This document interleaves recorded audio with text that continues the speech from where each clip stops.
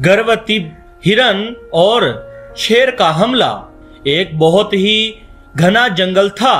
उस घने जंगल में वो गर्भवती हिरन अपने बड़े बेटे सोनू के साथ रहती थी। हिरन और उसका बेटा आने वाले बच्चे के लिए बहुत खुश थे। एक दिन हिरन आराम कर रही थी कि उसे पेट में हलचल महसूस होना शुरू हो जाती है और वो उठ जाती है। तब उसका बेटा सोनू कहता है, अरे माँ, क्या हुआ आपको? आप क्यों इस तरह उठ गई? क्या आपको अच्छा नहीं लग रहा है?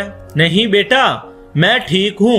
वो क्या है ना, जो पेट में बच्चा है उसको भूख लग रही है, मैं उसे खाना खिला कर आती हूँ। तो माँ, मैं भी तुम्हारे साथ आता हूँ। मैं तुम्हें ऐसे अकेला नहीं छोड़ सकता। मेरा प्यारा बेटा, तुम घर में ही सुरक्षित हो, जंगल में बहुत खतरा है। मेरी चिंता मत करो, मैं जल्दी ही घर वापस लौट आऊंगी। हिरन सोनू को समझाती है और वो घर में ही रुक जाता है। हिरन खाने की तलाश में घर से दूर निकल जाती है। तब उसके पेट में और भी ज्यादा हलचल होना शुरू हो जाती है।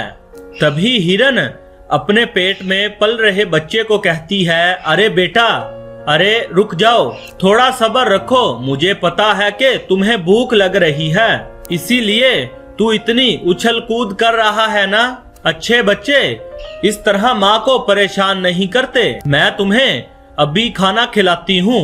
हिरन पास में ही हरे भरे घास खा लेती है। वो कुछ रसीले फलों को भी चखती है और जब पेट भर जाता है तो घर वापस लौटने लगती है। तभी उसके सामने एक भेड़िया आता है। भेड़िया को देखते ही हिरन का कलेजा फट जाता है। हिरन को जैसे ही वो भेड़िया मारने लगता है तो हिरन डरते हुए कहती है, ए भेड़िए, रुक जा, मैं गर्भवती हूँ और घर में मेरा बड़ा बेटा मेरा इंतजार कर रहा है। कृपा करो मुझ पर, मेरे बच्चे के खातिर मुझे छोड़ दो। वैसे तुम्हारे भी बच्चे हैं ना, उन्हें भी याद करो और मुझ पर दया करो। तब हिरन की बातों से अचानक भेड़िए के दिल में दया जाग उठती है।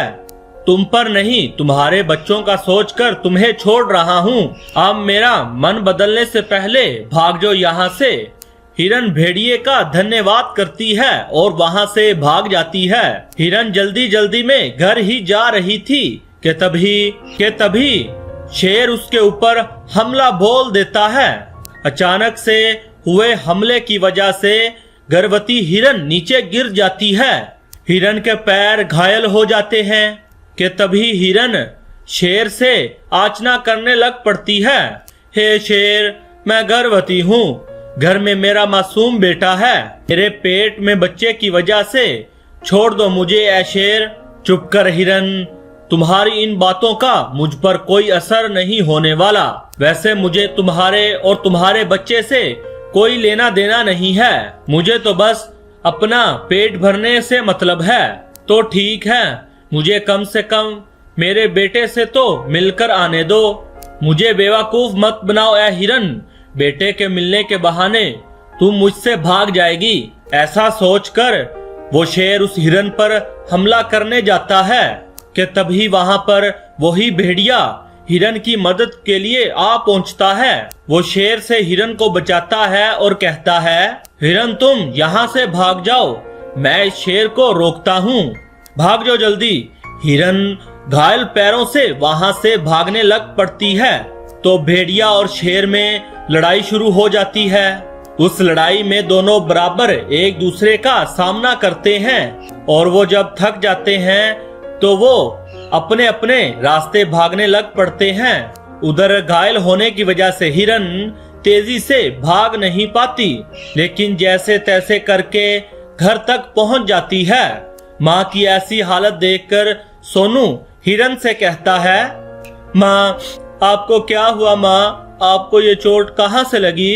तभी हिरन सारी घटना बताती है। सोनू हिरन के पैरों पर जड़ी बूटी लगाता है और उसको पानी पिलाता है।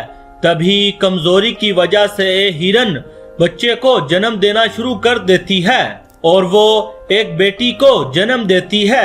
और इस सब से हिरन और भी कमजोर हो जाती है। वो बेहोशी की हालत में चले जाती है।